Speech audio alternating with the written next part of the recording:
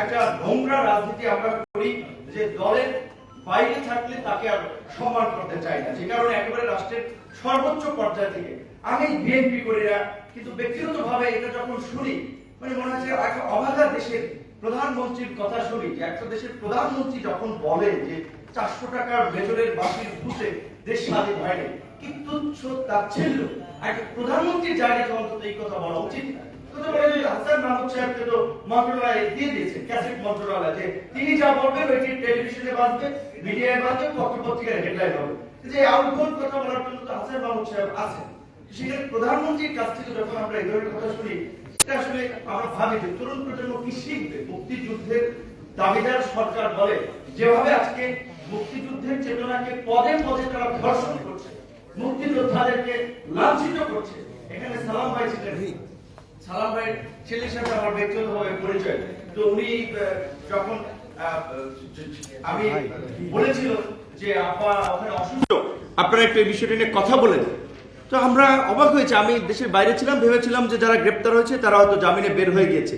যে সালাম ভাইদের মতো একজন মুক্তিযোদ্ধা এই বিজয়ের মাসেই তাদেরকে এই বাংলাদেশের এই জালিম শাসকদের অত্যাচারের নির্যাতনের কারণে তাদেরকে কারাগারে অসুস্থ হয়ে তারা চিকিৎসা নিতে পারছে না।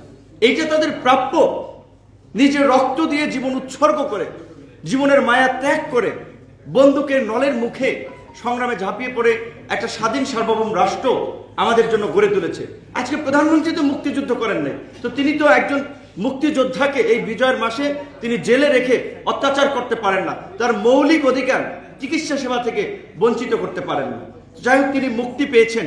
কিন্তু আপনাদের মহাসচিব যেটা বলেছে, এবং আমাদেরও কিছু খোঁজ খবর আমরাও জানি, কারাগারগুলো এখন বিরোধী দলের কর্মী দিয়ে ভরা এবং তাদেরকে অমানবিক নির্যাতন করছে, তাদেরকে অত্যাচার করছে। মানসিকভাবে তারা যেন ভেঙে পড়ে।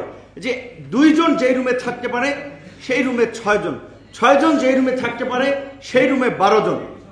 শুধুমাত্র রাজনৈতিক নেতৃবৃন্দ না, আলেম ওলামাদেরকে আপনারা দেখেছেন তারা কি ধর্ষণ করেছে, অর্থ পাচার করেছে, দেশের সম্পদ লুট করেছে, 18 কোটি মানুষের ভাগ্য নিয়ে ছিনিমিনি খেলেছে। সামান্য একেবারে ভিত্তিহীন অভিযোগ, তাও সেই সমস্ত অভিযোগে আমাদের ধর্মীয় নেতাদেরকে দেখেছেন যে ডান্ডা বেরিয়ে পড়ে, মনে হচ্ছে কোনো জঙ্গি শীর্ষ সন্ত্রাসী সেই রকম ভাবে আদালতের আজকে হাজির করা হচ্ছে। তো এই জায়গা থেকে আমরা আজকে বিরোধী দলের প্রায় 54টি দলের মতো নেতৃবৃন্দ রাজপথে আন্দোলন করছে। তাদের এক অভিন্ন দাবি যে শেখ হাসিনার অধীনে কোনো নির্বাচন নয়, নির্বাচনকালীন নিরপেক্ষ সরকারের দাবিতে সুষ্ঠু নির্বাচন, অন্তর্বর্তীকালীন সরকারের অধীনে জনগণের সরকার প্রতিষ্ঠা। তো এই দাবিতে 54 দল আছেন। আমি মনে করি যারা আজকে আন্দোলন করছেন তাদের কথা এবং কাজে যেন মিল থাকে, শেষ পর্যন্ত যেন আপনার দাবিতে আপনারা যেন আনকম্প্রোমাইজ থাকেন। 18 সালের নির্বাচনে আপনারা দেখেছেন একটা রাষ্ট্রের প্রধানমন্ত্রী যখন সবাইকে ডেকে বলে আমাকে একবার বিশ্বাস করেন, মানুষ তো তাকে বিশ্বাস করবে। তো 18 সাল তো বিশ্বাস করেছিল, প্রার্থীরা ঘর থেকে বের হতে পারে। বয়স্কতার মতো মানুষ এখানে বসে আছেন, তারা মাথা ফাটা ছবি আমরা দেখছি, রক্তাক্ত ছবি। বিএনপির সিনিয়র নেতা থেকে শুরু করে ঐক্যফ্রন্টের অনেক নেতা ঘর থেকে সে সময় বের হতে পারেন নাই। সেই প্রহসনের নির্বাচনে গিয়ে কিন্তু আমাদের শিক্ষা হয়েছে। আবার আমরা যদি আবার একই ভুল করি তাহলে দেশের মানুষ কিন্তু আমাদেরকে ক্ষমা করবে না। তাই আজকে আমার কাছে স্পষ্ট যে আজকে বিএনপি সহ অন্যান্য বিরোধী দল যেই দাবিতে আন্দোলন করছেন, নির্বাচনকালীন নিরপেক্ষ সরকারের অধীনে সুষ্ঠু নির্বাচন, কারণ এই সরকার দেখিয়েছে তাদের অধীনে কোনো সুষ্ঠু নির্বাচন হয় না। এবং যারা বক্তব্য বিবৃতিতে তাদের দলীয় কর্মসূচিতে বলছেন আপনারাও এই একই দাবিতে ঐক্যবদ্ধ, আপনারাও চান সুষ্ঠু নির্বাচন, আমার অনুরোধ থাকবে আপনারা রাজপথে নামেন। ইনডোরে ঘরে বসে বসে সভা সমাবেশে সুষ্ঠু নির্বাচন চাবেন, বলবেন শেখ হাসিনার অধীনে নির্বাচন হবে না, ঘরে বসে থাকলে তো সুষ্ঠু নির্বাচন হবে না। বিএনপি সহ অন্যরা যেভাবে রাজপথে নামছে, আপনারাও যার যার ব্যানার নিয়ে যার যার দলের কর্মসূচিতে আপনারাও রাজপথে নামেন। আর এখানে বিরোধী দল যারা আন্দোলন করছে, অবশ্যই আমার একটা অনুরোধ থাকবে তাদের প্রতি আমাদের প্রত্যেকের ফেলো ফিলিংটা থাকতে হবে। আজকে ধরেন বিভিন্ন ইস্যু, তেল গ্যাস অনেক ইস্যু নিয়ে আসা হচ্ছে। আমার মতে এখন থেকে টানা ইস্যু নিয়ে আন্দোলন করা উচিত, একটাই আন্দোলনের ইস্যু, আবার সুষ্ঠু নিরপেক্ষ নির্বাচনে বর্তমান সরকারের পদত্যাগ এবং সংসদ বিলুপ্ত করা। প্রত্যেকটা ব্যানারে হেডলাইন থাকা উচিত। এবং এখন আমাদের বার্নিং ইস্যু হচ্ছে রাজবন্দীদেরকে মুক্ত করা, কারণ আমাদের মনোবল ভাঙার জন্য পৃথিবীর ইতিহাসে এই ধরনের নাই। আমি প্রথম আলোতে ওই দিন দেখেছি চট্টগ্রামের শীর্ষ বিএনপির নেতাদের নামে 506টা করে মামলা। কি ধরনের ইচ্ছামি এরা করেছে যে কথায় কথায় মামলা। তো আমাদের মনোবল ভেঙে দেওয়ার জন্য আমাদের নেতা কর্মীদের, ভাই বন্ধু সহযোদ্ধাদেরকে জেলে নিয়ে তাদেরকে মানসিক নির্যাতন করছে। সুতরাং এই মানসিক নির্যাতন করার জন্য আমার মনে হয় যে রাজবন্দীদের মুক্ত করার জন্য এখন রাস্তায় টানা আন্দোলন চালানো উচিত, যে রাজবন্দীদের মুক্ত করতে হবে। রাজবন্দীদের মুক্ত করে তারপরে চূড়ান্ত হাসিনার পতন আন্দোলনের দিকে আমাদেরকে যেতে হবে। তো সেই জায়গা থেকে আমাদের প্রত্যেকের বক্তব্য বিবৃতিতে আমার মনে হয় এই বিষয়টাও থাকা উচিত, কারণ জেলখানায় তার উপর অমানবিক নির্যাতন করছে। এবং কালকে একটা বিষয় ভালো লেগেছে, ডিবিসি চ্যানেলে এই ঢাকার একজন পুলিশ কর্মকর্তার বক্তব্য শুনেছি। তিনি বলেছেন যে দেখেন, আপনারা পুলিশের উপরে আক্রমণ করবেন না, পুলিশ জনগণের বন্ধু, আমাদের সাথে তো আপনাদের শত্রুতা নেই। তো ওই কর্মকর্তার রেসপন্সে আমরাও বলতে চাই, কেন পুলিশের সাথে আমাদের শত্রুতা তৈরি হবে? কেন পুলিশকে আমরা আক্রমণ করতে যাব? বিরোধী দলের কোনো নেতা কর্মী আপনারা দেখেছেন যে পুলিশের গায়ে হাত তুলেছে, পুলিশকে আক্রমণ করেছে?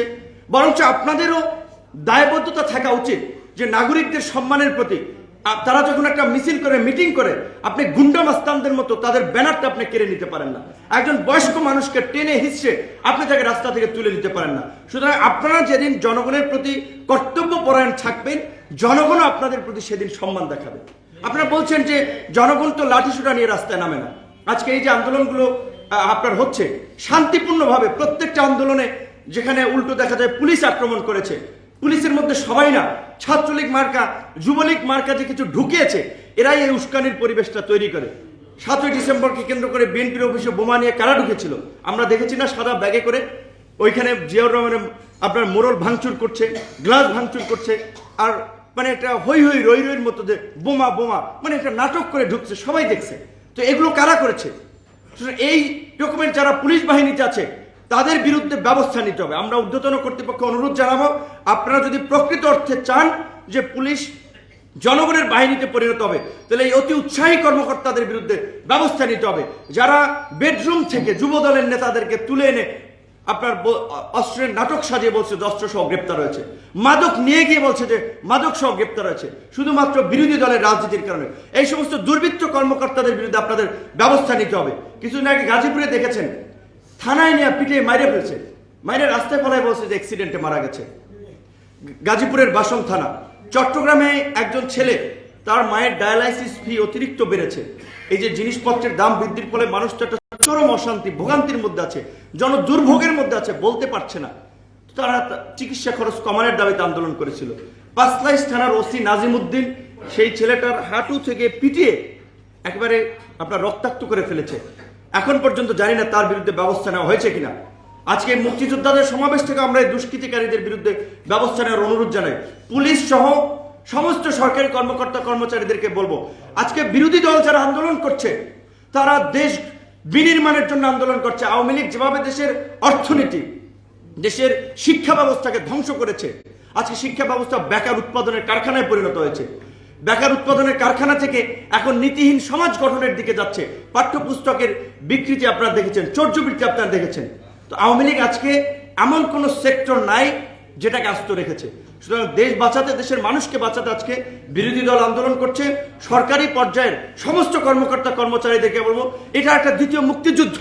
আপনাদেরকে এই মুক্তিযুদ্ধে আজকে যারা বিরোধী দলের আন্দোলন সংগ্রাম করছে, গণতন্ত্র পুনঃপ্রতিষ্ঠার জন্য আন্দোলন করছে, দেশে আইনের শাসন প্রতিষ্ঠার জন্য আন্দোলন করছে, তাদের সাথে আপনাদের একাত্মতা পোষণ করা উচিত। ব্যবসায়ীরা কিন্তু চ্যানেল আই একজন ব্যবসায়ী মুখ খুলেছেন, 6 মাস ধরে তিনি ডলার সংকটে এলসি খুলতে পারেন নাই। চোখ দিয়ে তার পানি পড়েছে যে আমার কয়েক হাজার কর্মী, আমার 400 কোটি টাকার ইনভেস্ট, বুয়েটের ছাত্র ছিলেন, তারা বন্ধুরা মিলে প্রতিষ্ঠানটি গড়ে তুলেছেন। বলছে আমি তো পথে বসে যাব যদি আর 2 মাসের মধ্যে আমি এলসি খুলতে না পারি। 6 মাসে খুলতে পারে নাই, 2 মাসে পারবে? আর বাংলাদেশ ব্যাংকের গভর্নর টকশোতে সেমিনারে বক্তব্য বিবৃতি বলছে কোনো ডলার সংকট নেই। দেশের যে কি অবস্থা সেটা যারা একটু পড়াশোনা করে, যারা একটু বিভিন্ন লোকজনের সাথে যোগাযোগ আছে, তারা তথ্যগুলো পাচ্ছে। তো আমার সর্বশেষ কথা, আজকে সমস্ত বিরোধী দলের প্রতি আমরা আহ্বান জানাবো, আপনারা চলমান গণতান্ত্রিক আন্দোলন সংগ্রামে যার যার ব্যানার নিয়ে আপনারা সামিল হন। আর আপনারা যদি মুখে এক কথা বলেন, কাজে আর এক কথা বলেন, আপনারা জাতীয় বেইমান হিসেবে চিহ্নিত হবেন। প্রধানমন্ত্রীর প্রতি অনুরোধ রাখবো, আপনারা ইতিহাস থেকে শিক্ষা নেন নাই। আপনি 4 বার প্রধানমন্ত্রী ছিলেন, আর কি চান জীবনে? কাদের ভাই আজকে খোঁচা মেরেছেন যে বিএনপির মধ্যে গণতন্ত্র নাই। আপনার দলের মধ্যে গণতন্ত্র থাকলে আপনারা কিভাবে টানা 41 বছর আপনার দলের শেখ হাসিনা সভাপতি থাকে? আপনি কিভাবে আজকে 3 বার 3-4 বারের সাধারণ সম্পাদক? নিজের দলের খবর নাই, আরেক দলের খোঁজ দিচ্ছেন। প্রধানমন্ত্রীকে অনুরোধ করবে চাটুকারদের ভিড়ে নিজের বিপদ ডেকে আনবেন না। বঙ্গবন্ধু হত্যাকাণ্ডের আমরা নিন্দা জানাই, প্রতিবাদ জানাই, কিন্তু 15ই আগস্টের পরে 16ই আগস্ট কোন চাটুকারের দল একটা মিছিল প্রতিরোধ গড়ে তোলে নাই রাজপথে। আজকে আপনার যদি বিপদ আসে, আশপাশে যাদেরকে দেখছেন 111-এ যেমনি ভাবে শেখ সেলিম, ওবায়দুল কাদের সাহেবরা যেমন সত্য কথা বলে দিয়েছে, ঠিক একইভাবে সামনে যদি কোনো পরিস্থিতি হয় তারা আপনার বিরুদ্ধে বলতেও দ্বিধা করবে না, আপনাকে বিপদে ফেলতেও দ্বিধা করবে না। কাজী আপনি নিজের বিপদ ডেকে এনেন না। এখনো সময় আছে সুষ্ঠু নির্বাচন দিয়ে শান্তিপূর্ণভাবে ক্ষমতা হস্তান্তর করে বিদায় নেওয়ার। যদি সেই পথে হাঁটেন ভাগ্য ভালো, আর যদি সেই পথে না হাঁটেন তাহলে কি হবে সেটা সময়ে দেখতে পাবেন। ধন্যবাদ।